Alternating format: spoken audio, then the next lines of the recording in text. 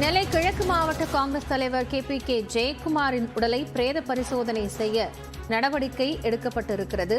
நெல்லை மருத்துவக் கல்லூரி மருத்துவமனைக்கு உடல் கொண்டுவரப்பட்டிருக்கக்கூடிய நிலையில் விரைவில் உடற்கூறாய்வு செய்யப்பட இருக்கிறது.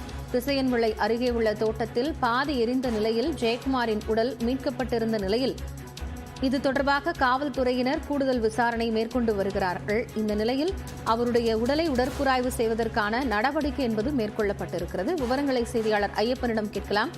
ஐயப்பன், இப்போ சரியாக எப்போது உடற்கூறாய்வு தொடங்க இருக்கிறது? அடுத்த கட்ட விசாரணை நிலவரம் என்ன?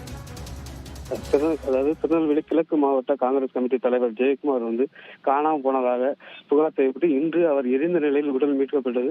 இவர் தற்கொலை செய்து கொண்டாரா, கொலை செய்யப்பட்டாரா என்பது குறித்து காவல்துறையினர் 3 தனிப்படைகள் அமைத்து விசாரித்து வருகின்றனர். இந்த நிலையில் தற்போது நெல்லை அரசு மருத்துவக் கல்லூரி மருத்துவமனைக்கு அவரது உடல் கொண்டு வரப்பட்டுள்ளது. அங்கு உடற்கூறாய்வு செய்யப்பட இருக்கிறது. அது இன்று தற்போது செய்யப்படுமா அல்லது நாளை காலை செய்யப்படுமா என்பது குறித்து ஆலோசனை நடைபெற்று வருகிறது. தற்போது மருத்துவக் கல்லூரி மருத்துவமனை வளாகத்தில் அவரது உடல் வாகனத்தில் வைக்கப்பட்டுள்ளது.